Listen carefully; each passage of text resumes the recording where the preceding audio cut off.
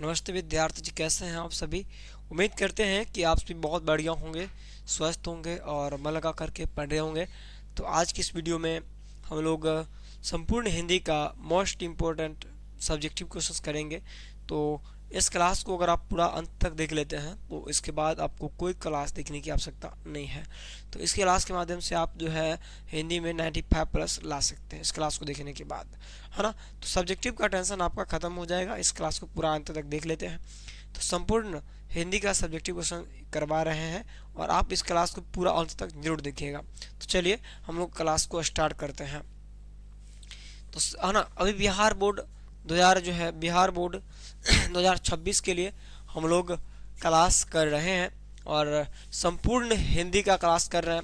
Very very important, बहुत इस important subjective questions कर रहे हैं।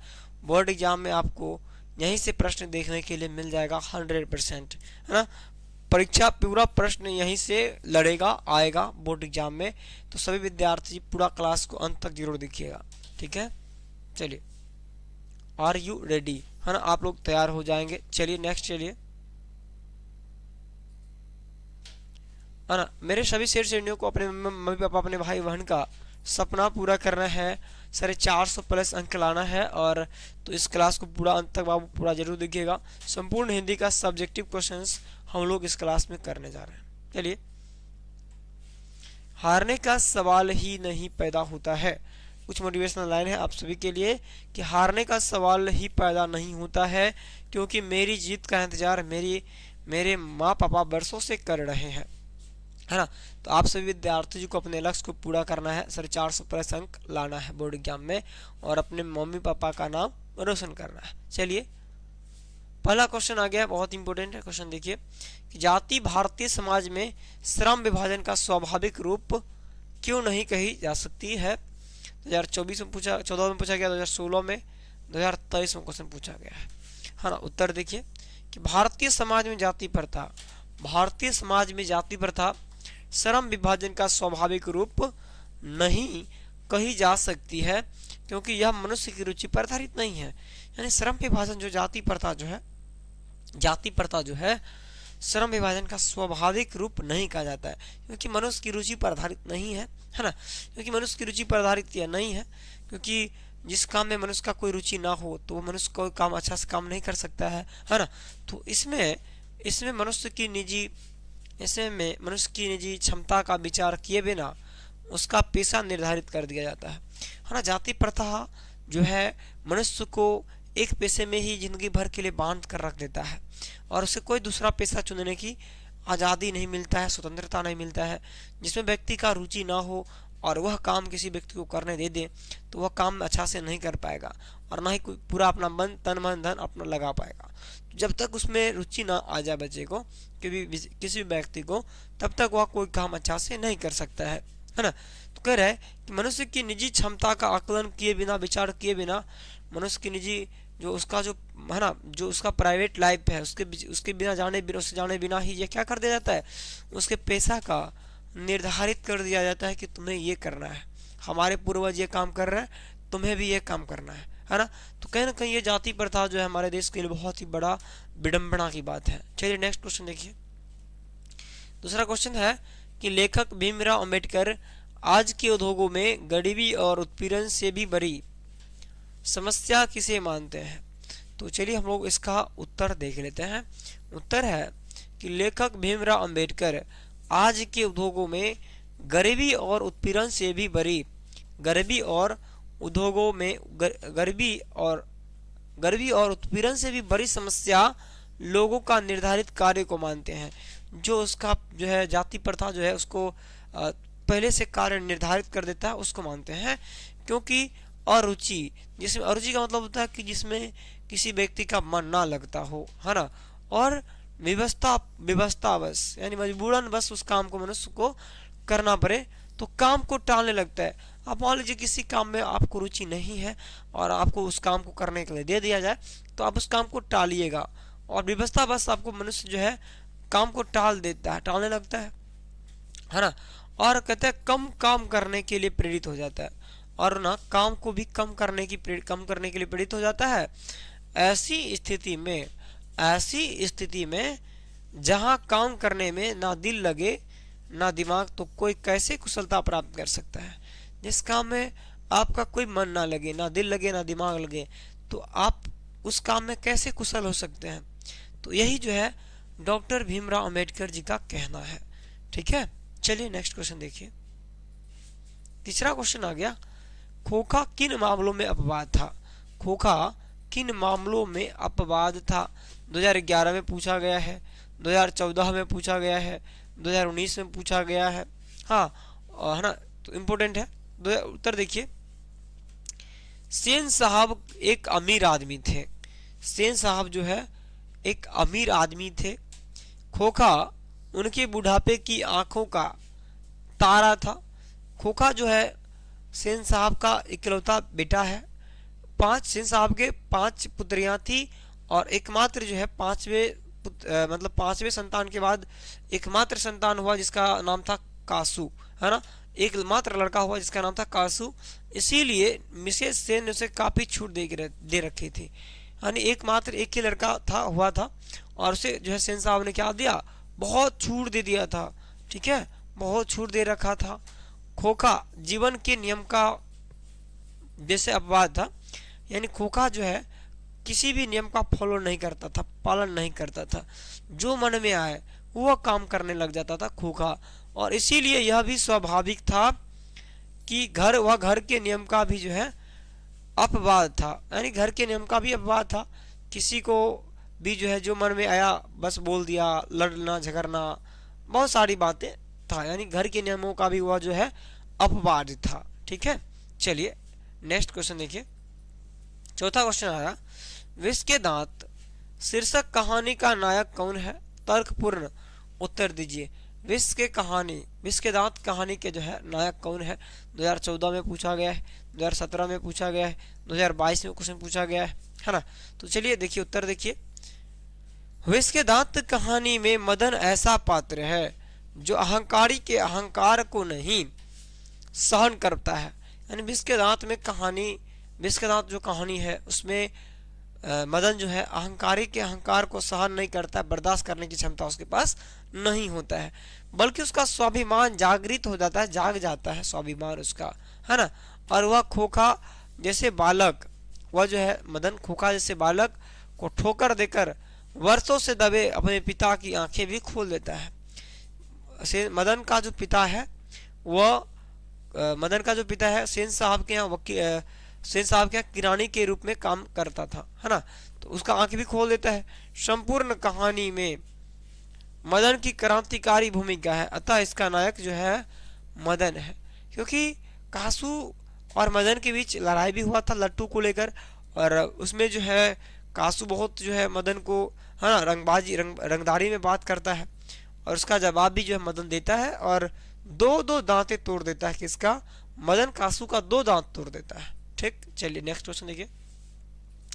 5 नंबर क्वेश्चन आ गया, मदन हक्का बक्का क्यों रह गया? 2021 में क्वेश्चन पूछा गया है कि मदन हक्का बक्का क्यों रह गया। चलिए देखिए उत्तर इसका देखिए। मदन हक्का बक्का क्यों रह गया क्योंकि सेन साहब ने उसके पिता को नौकरी से निकाह हटा दिया है, यानी सेन साहब ने मदन के पिता को नौकरी से हटा देता है, क्योंकि मदन जो है सेन साहब के बेटे को 2 दांत तोड़ देता है, लट्टू खेलने नहीं देता है और रंगबाजी करता है। तो कासू जानते हैं लड़ाकू था ही, और कासू जब उस पर टूटता है तो मदन भी जो है उसको जो है 2 दांत तोड़ देता है ना। और आउट हाउस से भी जाने का हुक्म दिया कि भाई आप जाओ मेरे घर से, है ना। मदन के पैर से लोटा लुढ़क गया, है ना। मदन जो है नुका रहा था घर में कहीं कि मेरे पिताजी आज तो मेरा खैरियत पूछेंगे, मारेंगे पीटेंगे, लेकिन उनके पिता जो है मारते नहीं है बल्कि गले लगा देते हैं। ठीक है, चलिए नेक्स्ट क्वेश्चन देखिए। अगला 6 नंबर क्वेश्चन आया, कासू और मदन के बीच झगड़े का कारण क्या था? 2021 में क्वेश्चन पूछा गया है और इसी तरह से दूसरा टाइप में भी पूछा जाता है इसको 2017 में, 2023 में। यहाँ अथवा में भी क्वेश्चन पूछता है, कासू और मदन के बीच झगड़े का कारण क्या था? इस प्रसंग के द्वारा लेखक क्या दिखाना चाहते हैं? विष के दांत पाठ के आधार पर जो है उत्तर दीजिए। चलिए उत्तर देख लेते हैं। कासू और मदन की लड़ाई झगड़े का कारण कासू की लट्टू खेलने की ललक और मदन द्वारा उसे खेलने से इनकार करना है। यानी कासू और मदन की लड़ाई झगड़े का कारण जो है लट्टू था। लट्टू खेलने की ललक था।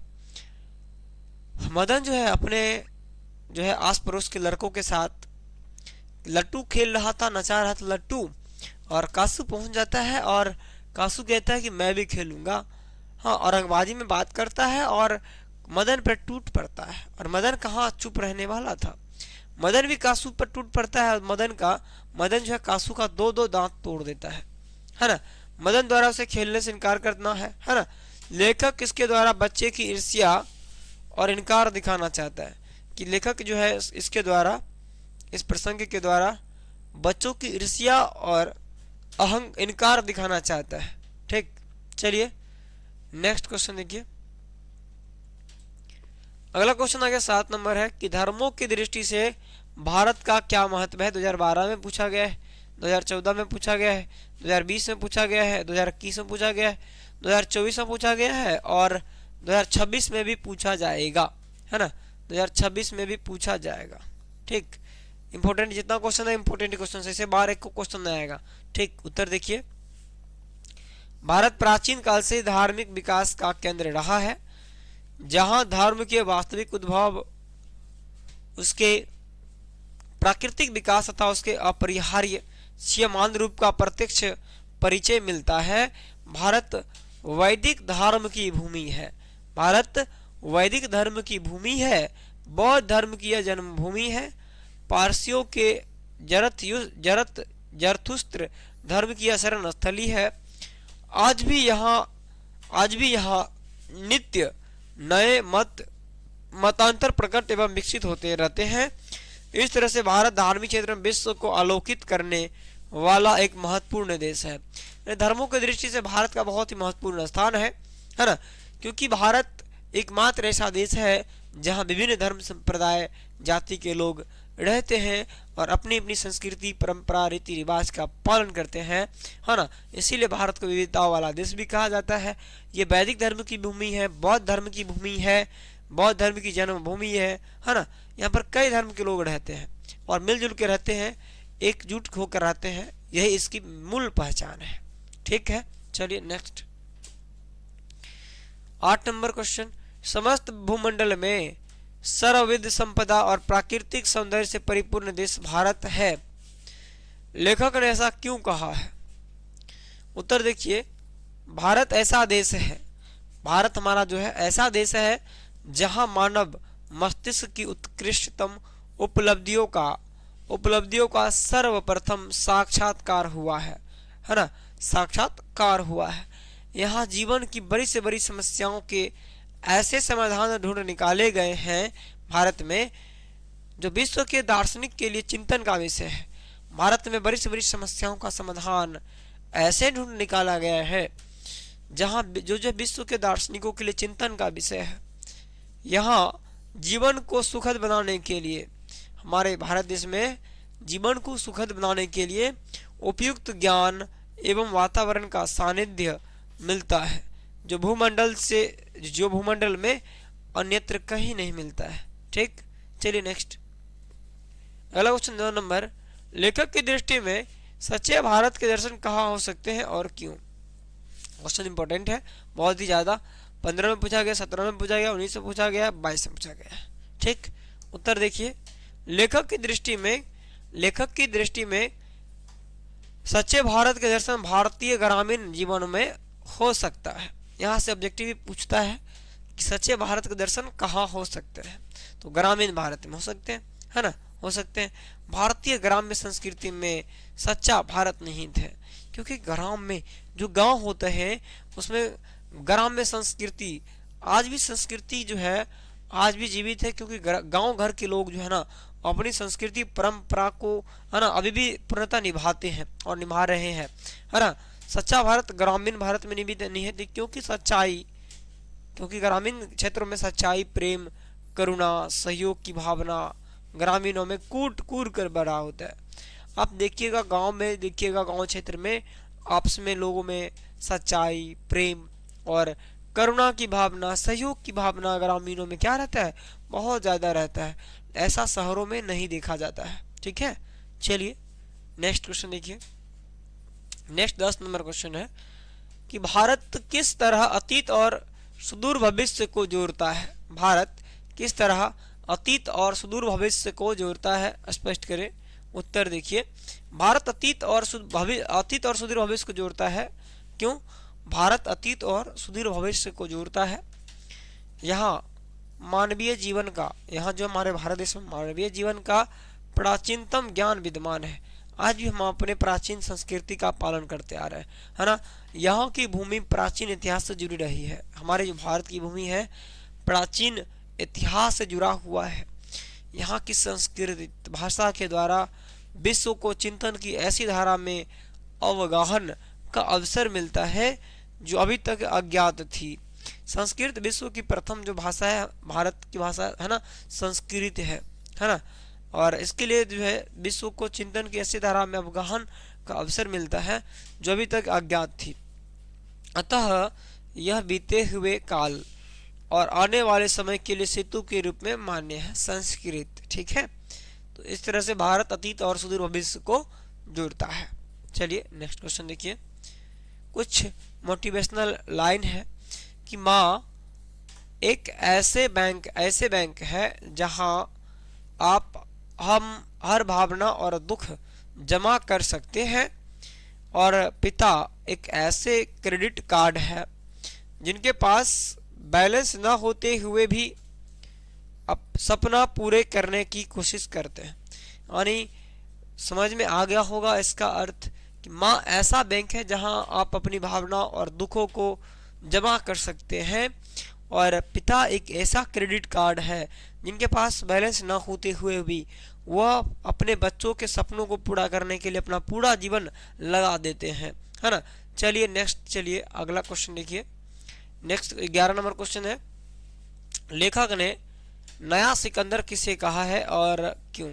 2019 में क्वेश्चन पूछा गया था। अथवा में देखिए, अथवा में क्या पूछा है, मैक्स मुलर ने नया सिकंदर किसे कहा है, ऐसा कहना क्या उचित है।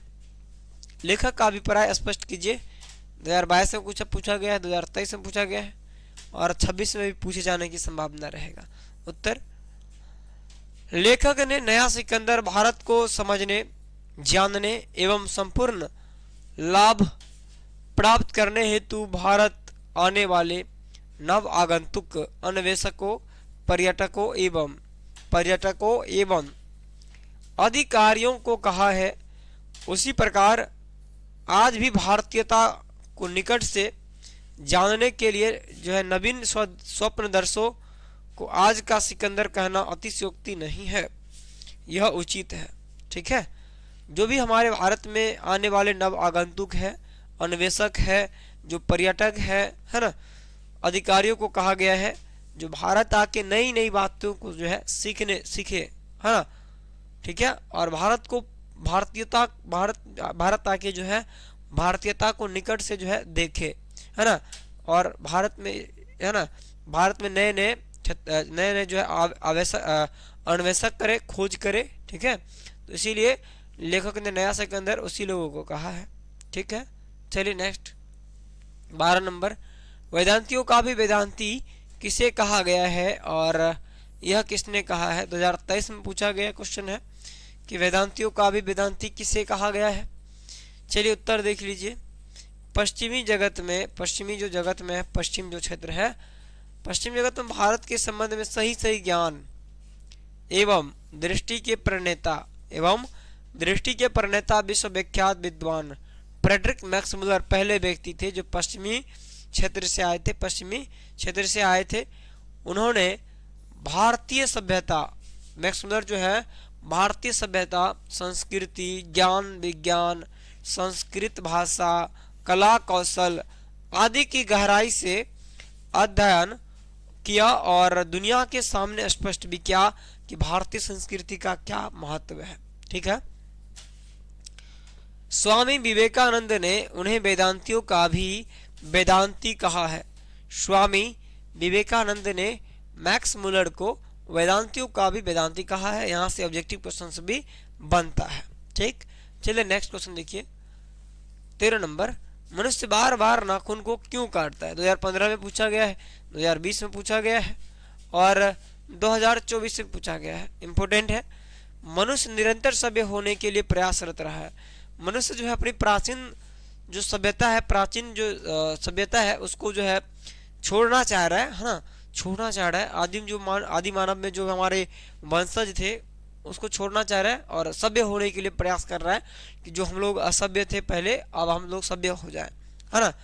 तो प्रारंभिक काल में मानव एवं पशु एक समान थे, यानी आदि मानव जो थे प्राचीन में काल में, आरंभिक काल में मानव जो है और पशु एक समान थे। नाखून अस्त्र के रूप में प्रयोग करते थे, जो भी आदि मानव हुआ करते थे, है ना, वो अस्त्र के रूप में नाखून का प्रयोग क्या करते थे? अपनी रक्षा करने के लिए, खान पान के लिए। लेकिन जैसे जैसे मानवीय विकास की धारा अग्रसर होती गई, मनुष्य पशु से भिन्न होता गया। जैसे जैसे मानवीय विकास की जो है धारा अग्रसर होती गई, आगे बढ़ती गई, है ना, तो मानव जो है पशु से भिन्न हो गया, अलग हो गया। उसके अस्त्र शस्त्र, आहार विहार, खान पान, अस्त्र शस्त्र, सभ्यता संस्कृति में निरंतर नवीनता आती गई। वह पुरानी जीवन शैली को परिवर्तित करता गया। जो नाखून अस्त्र थे उसे अब सौंदर्य का रूप देने लगा। अब हम लोग नाखून बड़ा बड़ा रखना नहीं चाहते हैं, है ना, हम लोग बड़ा बड़ा नाखून नहीं रखना चाहते हैं और हम लोग थोड़ा सा नाखून बड़ा होता है और नाखून को हम लोग काट देते हैं, क्योंकि हम लोग में नई नई बातें हम लोग डेवलप कर गए, हम लोगों का विकास हो गया, है ना। इसीलिए हम लोग नाखून जो है अब क्या करते हैं, नाखून को सौंदर्य का रूप दिए कि नाखून जो सौंदर्य को बढ़ाता है ना, इसीलिए नाखून को काट देते हैं। इसमें नयापन लाने, इसे संवारने एवं पशु से भिन्न देखने हेतु नाखूनों को मनुष्य काट देता है। वो पशु से भिन्न बनने के लिए, है ना, भिन्न देखने हेतु मनुष्य क्या करता है? नाखूनों को काट देता है ना, नाखून को काट देता है। ठीक, चलिए नेक्स्ट 14 नंबर क्वेश्चन है, लेखक के अनुसार सफलता और चरितार्थता क्या है? 2018 में पूछा गया क्वेश्चन है। और चलिए उत्तर देखिए। सफलता और चरितार्थता में लेखक ने अंतर होने की बात बताया है ना, अंतर होने की बात बताया है। किसी भी प्रकार से बल, छल, बुद्धि से सफल हो जाना सफलता है, लेकिन कहता है कि प्रेम, मैत्री, त्याग एवं जन कल्याण का भाव रखते हुए जीवन में आगे बढ़ना चरितार्थता है। ठीक, इस तरह से आप लोग क्वेश्चंस को डील करेंगे, लिख देंगे। ठीक, नेक्स्ट 15 नंबर क्वेश्चन, नख बढ़ाना और उन्हें काटना कैसे मनुष्य की सहजात वृत्तियां है, इनका क्या कारण है?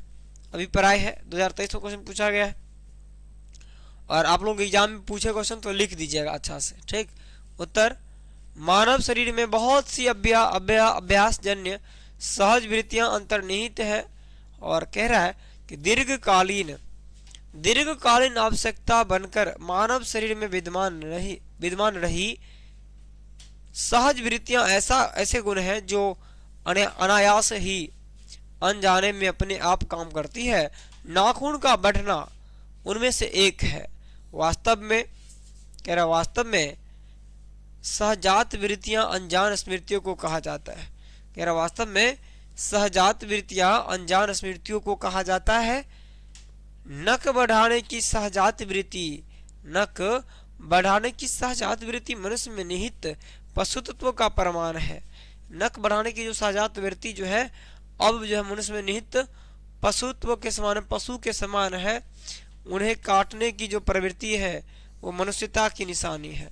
जो अब जो है मनुष्य क्या करता है, नाखून जब बढ़ता है तुम क्या करते, तुरंत नाखून काट के हटा देते हैं।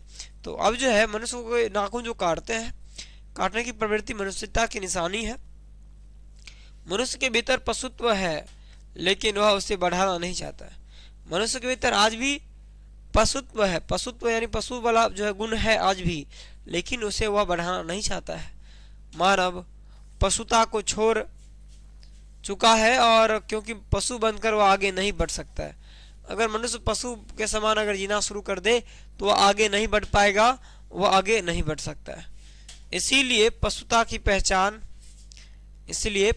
पहचान नाखून नाखून को मनुष्य काट देता है। नाखून पशुता का निशानी है, इसीलिए मनुष्य क्या करता है, बार बार काट देता है। ठीक, चलिए नेक्स्ट 16 नंबर, बढ़ते नाखूनों द्वारा प्रकृति मनुष्य को क्या याद दिलाती है? 2024 में क्वेश्चन पूछा गया है। ठीक, चलिए उत्तर, प्राचीन काल में मनुष्य जंगली था, वह वनमानुष की तरह था। उस समय जो है वह अपने नाखून की सहायता से जीवन की रक्षा करता था। आज नकधर मनुष्य अत्याधुनिक हथियार पर भरोसा करके आगे की ओर चल पड़ा है, पर उसके नाखून अभी भी बढ़ रहे हैं।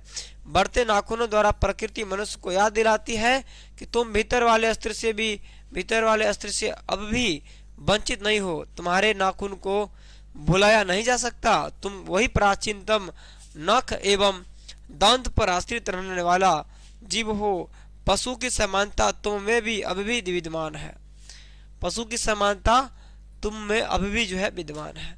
कहने का मतलब है बढ़ते नाखून द्वारा मनुष्य जो है बढ़ते नाखूनों द्वारा प्रकृति मनुष्य को क्या याद दिलाती है कि पहले जो है मनुष्य जंगलों में रहा करता था। मनुष्य आदि मानव वो मनमानुष की तरह था, और कह रहा है उस समय अपने नाखून की सहायता से जीवन की रक्षा करता था। मनुष्य जो है नाखून की सहायता से अपने जीवन की रक्षा भी करता था। आज नकदर मनुष्य अत्याधुनिक आधुनिक भरोसा हथियार पर भरोसा करते हैं। आज के जो मनुष्य है वो बड़ा बड़ा हथियार पर भरोसा करते हैं, है ना, और आगे बढ़ रहे हैं, पर नाखून उसके अब भी बढ़ रहे हैं। नाखून हम लोग बार बार काटते फिर भी बढ़ जाता है ना। बढ़ते नाखूनों द्वारा प्रकृति मनुष्य को याद दिलाती है कि तुम भी अपने जो भीतर वाले अस्त्र से अभी भी जो है ना, वंचित नहीं हो। तुम्हारे अंदर अभी भी जो है तुम पशु के समान नहीं हो। ठीक, तुम्हारे नाखून को भुलाया नहीं जा सकता है। तुम वही प्राचीनतम नख और दंत पर आश्रित रहने वाला जीव हो। ठीक, जो पहले थे, है ना। पशु की समानता तुम में अभी भी जो है विद्यमान है। ठीक, चलिए नेक्स्ट 17 नंबर, देवनागरी लिपि के अक्षरों में स्थिरता कैसे आई है? चलिए देखिए, 2015 में पूछा गया, 2021 में पूछा गया है। उत्तर, करीब 2 सदी पहले पहली बार देवनागरी लिपि के टाइप बने और इसमें पुस्तकें छपने लगी। इस प्रकार ही देवनागरी लिपि के अक्षरों में स्थिरता आई है। कह रहा है कि करीब 2 सदी पहले जो है पहली बार देवनागरी लिपि के टाइप बने और इसमें पुस्तकें छपने लगी देवनागरी लिपि में। इस प्रकार ही देवनागरी लिपि के अक्षरों में स्थिरता आई है। ठीक, चलिए नेक्स्ट 18, देवनागरी लिपि में कौन कौन सी भाषाएं लिखी जाती है? देवनागरी लिपि में कौन कौन सी भाषाएं लिखी जाती है? देवनागरी लिपि में कौन कौन सी भाषाएं लिखी जाती है? 16 में पूछा गया है, 2022 में पूछा गया है। उत्तर देखिए, देवनागरी लिपि में मुख्यतः नेपाली, मराठी, संस्कृत, प्राकृत और हिंदी भाषाएं जो है लिखी जाती है। ठीक, चलिए नेक्स्ट 19, उत्तर भारत में किन शासकों के प्राचीन नागरी लेख प्राप्त होते हैं? 2023 में पूछा गया है।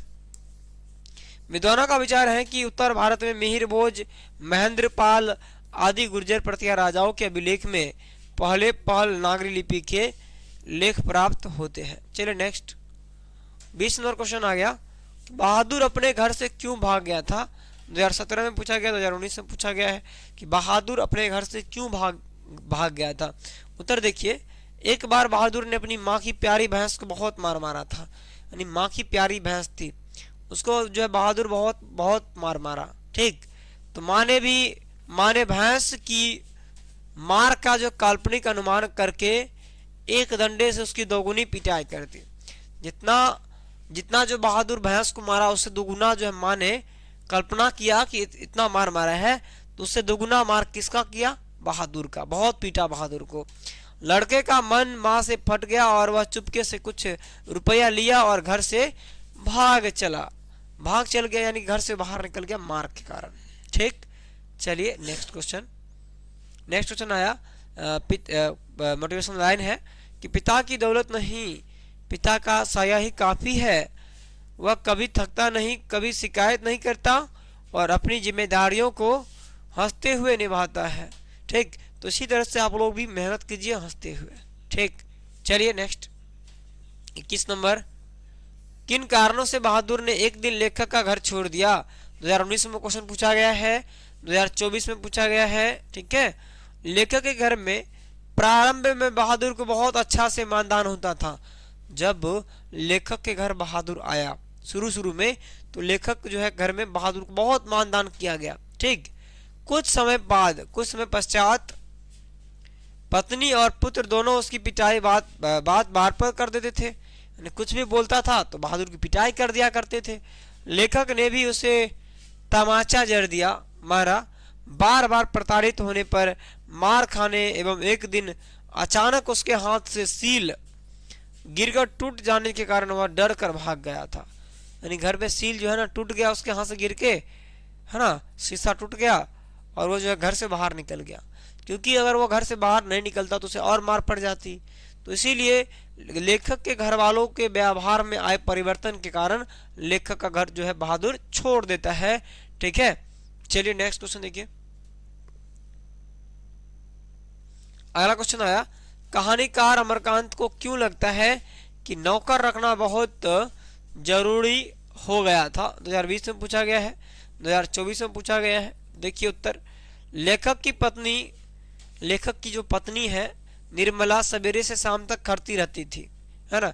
सभी जो रिश्तेदार वहां आते थे कि यहाँ नौकर देखकर लेखक को उनसे भी जलन हुई थी। यानी लेखक की पत्नी का नाम निर्मला सवेरे से शाम तक भर दिन जो है काम करते करते थक जाती थी और सभी रिश्तेदारों के यहाँ जो है उसके नौकर हुआ करता था और लेखक को उनसे जलन भी हुई थी। नौकर नहीं होने के कारण लेखक और उसकी पत्नी लगभग अपने को अभागे समझने लगे थे। यानी लेखक के घर में नौकर नहीं होने के कारण जो है लेखक और उसकी पत्नी लगभग अपने आप को ना अभागा समझने लगी कि मेरे भाग में ही नहीं है कुछ, हाँ लेकिन नौकर नहीं है। इन परिस्थितियों में नौकर रखना बहुत जरूरी हो गया था। ठीक है, चलिए नेक्स्ट क्वेश्चन देखिए। 23 नंबर, बहादुर के चले जाने पर सबको पछतावा क्यों होता है? 2022 में क्वेश्चन पूछा गया है। जब बहादुर घर से चला जाता है तो सबको पछतावा क्यों होता है? उत्तर, बहादुर घर के सभी कार्य को कुशलता पूर्वक करता था और घर के सभी सदस्य को आराम मिलता था। जब बहादुर घर में आया, जब वो काम धाम करता था, बहुत अच्छा से काम करता था और घर के जितने भी सदस्य थे सबको आराम मिलता था। हाँ, किसी भी कार्य हेतु सदस्य बहादुर को पुकारते रहते थे। कोई भी काम, छोटा भी कोई काम है तो तुरंत बहादुर को जो है आवाज दिया करते थे कि भाई काम करो। वह घर के कार्य से सभी को मुक्त रखता था। यानी बहादुर ही घर का पूरा काम संभालने लगा था। साथ साथ रहते रहते सबसे हिल मिल गया था। धीरे धीरे जब रहने लगा घर में तो सबसे हिल मिल गया था। डांट फटकार के बावजूद काम करते रहता था। कितनों डांट फटकार देने के बाद भी जो बहादुर घर में काम करता था। यही सब कारणों से उसके चले जाने पर सबको पछतावा होता है कि अरे हम उन लोगों को कितना भी बहादुर को डांटते थे, फटकारते थे, फिर भी जो है बहुत अच्छा से बेचारा काम करता था, इसीलिए सबको पछतावा होता है। चलिए नेक्स्ट 24 नंबर, परंपरा का ज्ञान किसके लिए सबसे ज्यादा आवश्यक है और क्यों? क्वेश्चन 2015 में पूछा गया, 2016 में पूछा गया, 2019 में पूछा गया। चलिए उत्तर देख लेते हैं इसका। उत्तर, जो लोग साहित्य में युग परिवर्तन करना चाहते हैं, क्रांतिकारी साहित्य रचना चाहते हैं, उनके लिए साहित्य की परंपरा का ज्ञान आवश्यक है। क्वेश्चन क्या कह रहा है समझिए। कह रहा है जो लोग साहित्य में युग परिवर्तन करना चाहते हैं, युग में परिवर्तन करना चाहते हैं, हाँ, जो युग में परिवर्तन करना चाहते हैं, क्रांतिकारी साहित्य की रचना करना चाहते हैं, यानी क्रांतिकारी साहित्य की रचना करना चाहते हैं, उनके लिए साहित्य की ज्ञान परंपरा का ज्ञान आवश्यक है। क्योंकि साहित्य की परंपरा से प्रगतिशील आलोचना का ज्ञान होता है, जिससे साहित्य की धारा को मोड़कर नए प्रगतिशील साहित्य का निर्माण किया जा सकता है। ठीक, चलिए नेक्स्ट क्वेश्चन 25 नंबर, राजनीतिक मूल्य से साहित्य के मूल्य अधिक स्थायी कैसे होते हैं? चलिए देखिए 2022 में पूछा गया। उत्तर, लेखक कहते हैं कि साहित्य के मूल्य राजनीतिक की मूल्य के अपेक्षा अधिक स्थायी है। इसकी पुष्टि में अंग्रेज कवि टेनिसन द्वारा लैटिन कवि वर्जिल पर रचित उस कविता की चर्चा करते हैं और जिसमें कहा गया है कि रोमन साम्राज्य का वैभव समाप्त हो गया, पर कहता है पर वर्जिल के काव्य सागर की ध्वनि तरंगे हमें आज भी सुनाई देती है और हृदय को आनंद विहल कर देती है, हृदय को आनंद मग्न कर देती है। ठीक, चलिए नेक्स्ट क्वेश्चन नंबर आ गया 26। बिरजू महाराज के गुरु कौन थे, उनका संक्षिप्त परिचय दीजिए। है ना, क्वेश्चन आ गया बिरजू महाराज के गुरु कौन थे, उनका संक्षिप्त परिचय दीजिए। 2013 में पूछा गया, 2014 में पूछा गया, 2019 में पूछा गया है। उत्तर, बिरजू महाराज के गुरु उनके बाबूजी थे। है ना, बिरजू महाराज के गुरुजी कौन थे, उनके बाबूजी थे। वे अच्छे स्वभाव के थे, यानी बहुत अच्छे स्वभाव के थे। वे अपने दुख को व्यक्त नहीं करते थे, उन्हें कला से बेहद प्रेम था। जब, है ना, उनके कला से बहुत ज़्यादा प्रेम था। जब बिरजू महाराज 9.5 साल के थे, उसी समय बाबूजी की मृत्यु हो गई। महाराज को तालीम बाबूजी ने ही दिया था। यहाँ से क्वेश्चन बनता है कि बिरजू महाराज को तालीम किसने दिया था, तो बिरजू महाराज को तालीम उसके पिताजी ने दिया था। ठीक है, चलिए नेक्स्ट अगला क्वेश्चन आ गया 27 नंबर। बिरजू महाराज के जीवन में सबसे दुखद समय कब आया। बिरजू महाराज के जीवन में सबसे दुखद समय कब आया, 2022 में पूछा गया है। उत्तर, जब महाराज जी के बाबूजी की मृत्यु हुई तब उसके लिए सबसे बहुत दुखदायी समय था। बिरजू महाराज के जब पिताजी का देहांत हो जाता है तो उस समय जो है बहुत ही दुखदायी समय था। है ना, घर में इतना भी पैसा नहीं था कि जो है उनका 10वां काम कर सके, 10वां कर सके।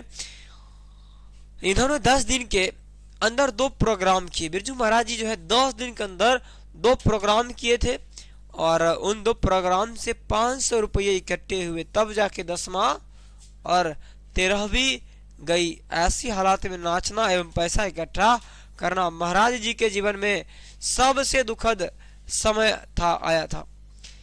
पंडित बिरजू महाराज जी के जब पिताजी का देहांत हो जाता है तो वह समय बहुत ही ज्यादा दुखदायी वाला समय था बिरजू महाराज के जीवन में। और उसके घर में पैसा भी नहीं था कि उसका जो 10वां जो काम होता है वह कर सके, है ना। और उन्होंने क्या किया कि 10 दिन के अंदर जो 2 प्रोग्राम किए और 2 प्रोग्राम से 500 रुपये इकट्ठा हुआ, तब जाके जो है उनका जो काम है 10वां और 13वां जो काम है वह हुआ। तो इस तरह से ऐसी हालात में नाचना भी बहुत ही जो है दुखदायी समय होता है और पैसा इकट्ठा करना तो और भी ज़्यादा दुखदायी समय होता है। इस तरह के जीवन में सबसे बड़ा दुखदायी समय यही था। ठीक, चलिए नेक्स्ट 28। अपने विवाह के बारे में बिरजू महाराज क्या बताते हैं। पंडित बिरजू महाराज जी अपने विवाह के बारे में क्या बताते हैं, 2022 में क्वेश्चन पूछा गया है। चलिए उत्तर, बिरजू महाराज जी की शादी 18 साल की उम्र में हुई थी। उस समय विवाह करना महाराज जी अपनी गलती मानते हैं। बिरजू महाराज जी का शादी जो 18 साल की उम्र में हो जाता है और उस समय विवाह करना महाराज जी जो है ना अपनी सबसे बड़ी गलती मानते हैं। लेकिन बाबूजी की मृत्यु के बाद माँ घबराकर जल्दी में शादी कर दी। बिरजू महाराज जी के जब पिताजी का देहांत हो जाता है 9.5 साल की उम्र में, तब जो है ना माँ घबरा जाती है उनकी 18 साल की उम्र में और उनकी शादी कर देते हैं। शादी को नुकसानदेह मानते हैं बिरजू महाराज जी। शादी को क्या मानते हैं बाबू, नुकसानदेह मानते हैं। ठीक है, विवाह की वजह से नौकरी करते रहे, अपना जो काम है वो करते रहे विवाह की वजह से। ठीक है, अगला क्वेश्चन 29। मछली और दीदी में क्या समानता दिखलाई पड़ी, स्पष्ट करिए। हाँ, 2013 में पूछा गया है। उत्तर देखिए, आदमी के चंगुल में आकर मछली के कटने आदमी के चंगुल में आकर मछली कटने को विवश थी। पानी के अभाव में अंगोछा में लिपटी मछली लहरा रही थी। दीदी कमरा में करवट लिए परे पहनी हुई साड़ी को सर तक ओढ़े सिसक सिसक कर रो रही थी। जब मछली आया तो दीदी क्या कर रही थी, कमरा में सोकर जो रो रही थी। हिचकी लेते ही दीदी का पूरा शरीर सिहर उठता था। दीदी का सिहरना एवं मछली का लहरना दोनों में समानता दिखाई पड़ता है। ठीक, चलिए नेक्स्ट 30। डुमराव की महत्ता किस कारण से है, 2012 में 2015 में पूछा गया है। डुमराव बिस्मिल्लाह खान के बारे में, है ना। उत्तर देखिए, डुमराव की महत्ता शहनाई के कारण है। डुमराव की महत्ता जो किसके कारण है? शहनाई के कारण है। प्रसिद्ध शहनाई वादक बिस्मिल्लाह खां का जन्म डुमराव में हुआ था। शहनाई बजाने के लिए जिस रीड का प्रयोग होता है, जिस रीड से शहनाई बजता है ना, प्रयोग होता है, जो एक विशेष प्रकार की घास, नरकट सुने होंगे आप लोग, एक घास होता है जो नदी के किनारे उगता है ना, नरकट से बनाई जाती है। वह डुमराव में सोन नदी के किनारे पाई जाती है, जिसके कारण डुमराव की महत्व ज्यादा है, बढ़ गया था। ठीक है, 31 नंबर देखिए क्वेश्चन, शिक्षा का अध्याय गांधी जी क्या मानते थे और क्यों? 2012 में पूछा गया है, 2022 में क्वेश्चन पूछा गया है। ठीक, हाँ चलिए देखिए उत्तर। शिक्षा का अध्याय गांधी जी चरित्र निर्माण करना मानते थे। उनके विचार से, गांधी जी के विचार से शिक्षा के माध्यम से मनुष्य में साहस, बल, सदाचार जैसे गुणों का विकास होना चाहिए, क्योंकि चरित्र निर्माण होने से सामाजिक उत्थान स्वयं होगा। साहसी और सदाचारी व्यक्ति के हाथों में समाज के संगठन का काम आसानी से सौंपा जा सकता है। ठीक, चलिए इस तरह से नेक्स्ट क्वेश्चन देखिए, 32 नंबर क्वेश्चन, गांधी जी बढ़िया शिक्षा किसे कहते हैं? 2013 में पूछा गया, 2015 में पूछा गया, 2021 में पूछा गया। तो आप लोग बाबू क्वेश्चंस को जरूर कॉपी में नोट कर लीजिएगा। 2024 में भी पूछा गया है। उत्तर देखिए, अहिंसक प्रतिरोध को गांधी जी बढ़िया शिक्षा मानते थे। अहिंसा वाला शिक्षा को गांधी जी बढ़िया शिक्षा मानते हैं। यह शिक्षा अक्षर ज्ञान से पूर्व मिलना चाहिए। अहिंसक शिक्षा कि अहिंसा नहीं करना चाहिए। ठीक है, अहिंसक शिक्षा प्रतिरोध को ही गांधी जी बढ़िया शिक्षा मानते हैं। ठीक, अगला 33 नंबर क्वेश्चन है, कबीर किसके बिना जगत में यह जन्म व्यर्थ मानता है? तो कवि जो है, कवि कौन थे? गुरु नानक जी। 2016 में पूछा गया है, 2022 में क्वेश्चन पूछा गया है। उत्तर देखिए, कवि राम नाम के बिना जगत में यह जन्म व्यर्थ मानता है। कवि का कहना है कि अगर आप इस धरती पर जन्म ले लिए हैं और प्रभु जी का नाम नहीं लेते हैं तो आपका जीवन व्यर्थ है, आपका जन्म लेना व्यर्थ है, जब आप ईश्वर का नाम लेते, प्रभु श्री राम का नाम का स्मरण नहीं करते हैं तो। ठीक है, चलिए नेक्स्ट 34, हरिदास से कवि का अभिप्राय क्या है? 2019 में पूछा गया है, 2023 में पूछा गया है। ठीक है, हाँ उत्तर देखिए अब क्या है, कवि राम नाम की महिमा का बखान करते हुए कहते हैं कि भगवान के नाम से बढ़कर अन्य कोई धर्म साधना नहीं है। भागवत कीर्तन से प्राप्त परमानंद को हरिरस कहा गया है। आप जितना ज्यादा भगवान जी का कीर्तन करते, प्रभु श्री राम जी का कीर्तन करते, ईश्वर का कीर्तन करते हैं, उससे जो आनंद मिलता है, उससे जो तृप्ति मिलता है, उसे ही हम लोग, उसे क्या कहा है, क्या कहा जाता है? हरिरस कहा जाता है। उसे जो आनंद मिलता है ना, जो प्रभु का बखान करने से है ना जो आनंद मिलता है, उसे ही हरिरस कहा गया है। ठीक, नेक्स्ट क्वेश्चन देखिए, गुरु की कृपा से किस युक्ति की पहचान हो पाती है? 2024 में पूछा गया क्वेश्चन है। गुरु की युक्ति से गुरु की कृपा से किस युक्ति की पहचान हो पाती है? देखिए आपका उत्तर, कवि कहते हैं कि ब्रह्मा से साक्षात्कार करने हेतु लोभ, मोह, ईर्ष्या, द्वेष, निंदा आदि से दूर होना आवश्यक है। ब्रह्मा की सानिध्य के लिए सांसारिक विषयों से रहित होना अत्यंत जरूरी है। ठीक है, तो यहाँ से क्वेश्चन बाबू समझिए, ब्रह्म प्राप्ति की इसी युक्ति की पहचान गुरु कृपा से हो पाती है। ठीक है, यानी गुरु की कृपा से, कभी कहते हैं कि गुरु की कृपा से ब्रह्म से साक्षात्कार करने हेतु क्या करना चाहिए? लोभ, मोह, ईर्ष्या, द्वेष, निंदा आदि से दूर होना जरूरी है ना। ब्रह्म कि सानिध्य के लिए सांसारिक विषय से रहित होना अत्यंत जरूरी है। सांसारिक जो माया है उसको त्याग देना चाहिए, है ना। तो ब्रह्म प्राप्ति की इसी युक्ति को क्या कहा जाता है? युक्ति की पहचान गुरु की कृपा से हो पाती है। नेक्स्ट क्वेश्चन देखिए 36, कवि ने मालिन और मालिन किसे कहा है और क्यों कहा है? देखिए 2012 में, 2015 में पूछा गया है। उत्तर, कवि ने मालिन कृष्ण और राधा को कहा है। यहाँ से ऑब्जेक्टिव प्रश्न भी बाबू बनता है एग्जाम में, है ना, क्योंकि कवि राधा कृष्ण के प्रेममय युगल को प्रेम भरे नेत्र से देखा है। यहाँ प्रेम की वाटिका, यहाँ जो है प्रेम को वाटिका मानते हैं और उस प्रेम वाटिका के मालिन कृष्ण राधा को मानते हैं। ठीक है, ऑब्जेक्टिव में भी पूछता है क्वेश्चन, तो आप लोग बता दीजिएगा। नेक्स्ट क्वेश्चन देखिए 37, कृष्ण को चोर क्यों कहा गया है, कवि का अभिप्राय स्पष्ट करिए। चलिए उत्तर देखिए। उत्तर, कवि कृष्ण और राधा के प्रेम में मनमुग्ध हो गए हैं। उनकी मनमोहक कवि छवि को देखकर मन पूर्णतः उस युगल में रम जाता है। इसीलिए उन्हें लगता है कि इस देश से मन रूपी मणि को कृष्ण ने चुरा लिया है। ठीक है, इसीलिए कवि ने कृष्ण को चोर कहा है। ठीक है, कवि जो है कृष्ण और राधा के प्रेम में बहुत ही मनमुग्ध हो गए। ठीक है, उनकी मनमोहक छवि को देखकर मन पूर्णतः उस जो है युगल में रम जाता है, घुल जाता है। इसीलिए उन्हें लगता है कि इस देश से मनरूपी मणि को कृष्ण ने चुरा लिया। ठीक है, नेक्स्ट चलिए 38, परहित के लिए देह कौन धारण करता है, स्पष्ट कीजिए। क्वेश्चन 2016 में पूछा गया, 2019 में, 2024 में पूछा गया है।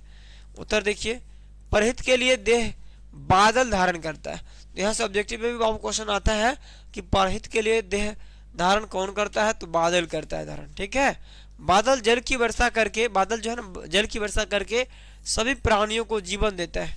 बादल ना जल की वर्षा करके सभी प्राणियों को जीवन देता है, प्राणियों में सुख चैन स्थापित करता है, उसके विरह के आंसू अमृत की वर्षा कर जीवन दाता हो जाता है। ठीक है, चलिए नेक्स्ट 39, कवि कहाँ अपने आंसुओं को पहुंचाना चाहता है और क्यों। देखिए 19 में पूछा गया, 23 में पूछा गया, 25 में पूछा गया। उत्तर देख लीजिए, कवि अपनी प्रेयसी सुजान के लिए विरह वेदना को प्रकट करते हुए बादल से अपने प्रेम अश्रुओं को पहुंचाने के लिए कहता है। वह अपने आंसुओं को सुजान के आंगन में पहुंचाना चाहता है। यानी जो कवि जो है, कवि है ना, कवि है ना, कवि कौन है, सुजान। कवि जो है प्रेमघन जो है, वह जो है क्या चाहते हैं, अपने आंसुओं को कहाँ पहुंचाना चाहते हैं, कहाँ पहुंचाना चाहते हैं, सुजान के आंगन में पहुंचाना चाहते हैं, क्योंकि वह उसकी याद में व्यतीत है और अपनी व्यथा के आंसुओं से प्रेयसी को भिगो देना चाहता है। ठीक है, नेक्स्ट क्वेश्चन 40, कवि ने डफाली किसे कहा है और क्यों। बहुत पहले पूछा गया क्वेश्चन है। ठीक है, देख लीजिए फिर भी। उत्तर, जिन लोगों में दास वृत्ति बढ़ रही है, जो लोग पाश्चात्य सभ्यता संस्कृति की दास्ता के बंधन में बंधकर विदेशी रीति रिवाज में बने हुए हैं, उनको कवि डफाली की संज्ञा देते हैं। जो विदेशी भाषा को ज़्यादातर मानते हैं, विदेशी रीति रिवाज को में बंधे हुए हैं, उसे डफाली कहते हैं, क्योंकि वे विदेश की पाश्चात्य संस्कृति की विदेशी वस्तुओं के अंग्रेजी की झूठी प्रशंसा में लगा हुआ है। कुछ लोग है ना विदेशी वस्तुओं का बहुत ज़्यादा तारीफ करते हैं, भारतीय संस्कृति के अलावा छोड़ करके जो है विदेशी संस्कृति का ज़्यादा तारीफ करते हैं, तो उसे कवि ने क्या कहा है, डफाली कहा है। ठीक है, अगला क्वेश्चन क्या, अगला नेताओं के बारे में कवि वर प्रेमघन की क्या राय है। 2014 में पूछा गया है, 2016 में पूछा गया है, 2018 में पूछा गया है। उत्तर देख लीजिए, आज देश के नेता, देश के मार्गदर्शक भी स्वदेशी वेशभूषा बोलचाल से परहेज करने लगे हैं। अपने देश की सभ्यता संस्कृति को बढ़ावा देने के बजाय पाश्चात्य सभ्यता से स्वयं प्रभावित दिखते हैं, है ना। नेताओं के बारे में बताते हैं कि नेता लोग जो है अपना संस्कृति को छोड़ करके दूसरा सभ्यता के बारे में ज्यादातर जो है बढ़ावा दे रहा है ना। चलिए नेक्स्ट क्वेश्चन 42, कवि को भारत में भारतीयता क्यों नहीं दिखाई पड़ती है। 2017 में पूछा गया है, कवि को भारत में भारतीयता क्यों नहीं दिखाई पड़ती है। उत्तर देखिए, कवि को भारत में जो है स्पष्ट दिखाई पड़ता है। कवि को भारत में स्पष्ट दिखाई पड़ता है कि यहाँ के लोग विदेशी रंग में रंगे हुए हैं। यानी कवि को स्पष्ट दिखता है कि भारत के जो लोग हैं वह विदेशी रंग में रंग गया है। खान पान, बोलचाल, हाट बाजार अर्थात संपूर्ण मानवीय क्रियाकलाप में अंग्रेजियत ही अंग्रेजी है। अब जहां भी जाइएगा तहां अंग्रेजी की ही बात होता है ना। इसीलिए अंग्रेजी रंग में रंग चुके हैं भारत के लोग भी। अतः कवि कहते हैं कि भारत में भारतीयता दिखाई नहीं पड़ती है, क्योंकि भारतीय जो संस्कृति परंपरा है लोग उसको भूलते जा रहे हैं, अपने भाषा को छोड़ करके दूसरे को भाषा को ग्रहण कर रहे हैं। इसीलिए अपनी जो देश की वस्तुएं हैं उसे छोड़ करके, अपनी खान पान छोड़ करके सब विदेश की जो खान पान है उसको अपना रहे हैं, सब कुछ जो है अपना संस्कृति को छोड़ रहे हैं। धीरे धीरे हमारे भारत में भारतीयता दिखाई नहीं देता है। नेक्स्ट क्वेश्चन देखिए 43। कवि प्रेम घर नगर बाजार और अर्थव्यवस्था पर क्या टिप्पणी करते हैं? 2023 में पूछा गया क्वेश्चन है। उत्तर देखिए, कवि के अनुसार आज नगर में स्वदेशी की झलक बिल्कुल नहीं दिखती है। भारत में स्वदेशी की झलक नहीं दिखती है। नगरीय व्यवस्था, नगर का रहन सहन सब पाश्चात्य सभ्यता का अनुगामी हो गया है। बाजार में वस्तुएं विदेशी दिखती है। विदेशी वस्तुओं को लोग चाहकर खरीदते हैं। इससे विदेशी कंपनियां लाभान्वित हो रही है। स्वदेशी वस्तुओं का बाजार मूल्य कम हो गया है। ऐसी प्रथा से देश की आर्थिक स्थिति पर कुप्रभाव पड़ रहा है। चतुर्दिक विदेशीपन का होना हमारी कमजोरी उजागर कर रही है। कवि कहते हैं कि हमारे देश में आज जो है नगर में स्वदेशी की झलक बिल्कुल नहीं दिखती है। नगरीय व्यवस्था, नगर का रहन सहन पाश्चात्य संस्कृति का अनुकरण कर रहा है। बाजार में वस्तुएं विदेशी दिखती ज्यादा है। देख रहे होंगे आप लोग, विदेशी वस्तुओं को लोग चाहकर खरीदते हैं। इसे विदेशी कंपनियां लाभान्वित हो रही है। भारत की जो कंपनियां वो जो है उसका जो है महत्व कम रहा है। स्वदेशी वस्तुओं का बाजार मूल्य कम हो गया है। ऐसी प्रथा से देश की आर्थिक स्थिति पर बहुत ही जो है प्रभाव पड़ता है। नेक्स्ट क्वेश्चन देखिए 44। भारत माता कविता में कवि भारतवासियों का कैसा चित्र खींचता है?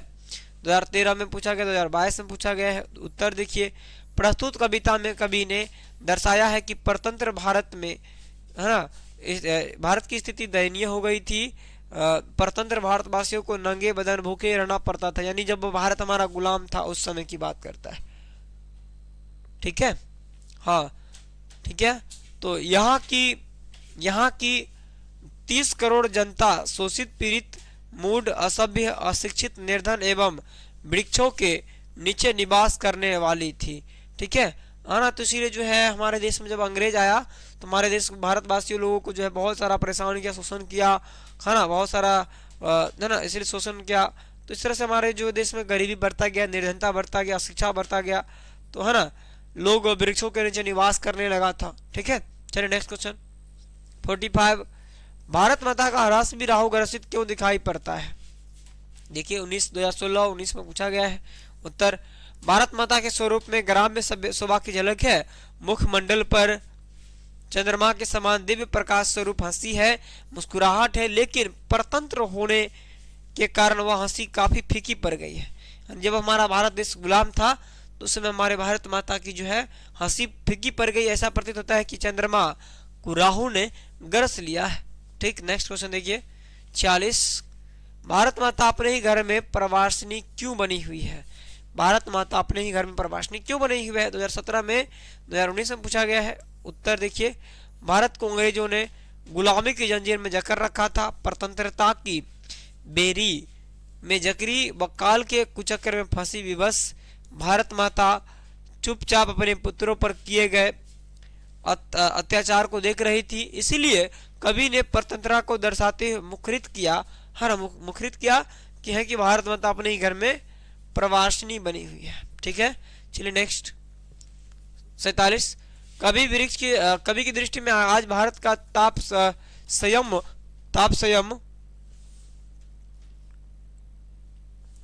जो है क्यों सफल है? 2023 में पूछा गया है। उत्तर देखिए, किंतु भारत माता ने गांधी जैसे पूत को जन्म दिया और अहिंसा का स्तन्यपान अपने पुत्रों को कराई है। अतः विश्व को अंधकार मुक्त करने वाली, संपूर्ण संसार को अभय का वरदान देने वाली भारत माता का तप संयम आज सफल है। नेक्स्ट क्वेश्चन देखिए, नेक्स्ट क्वेश्चन देख लीजिए आगे 48। कवि की दृष्टि में आज के देवता कौन है और वे कहाँ मिलेंगे?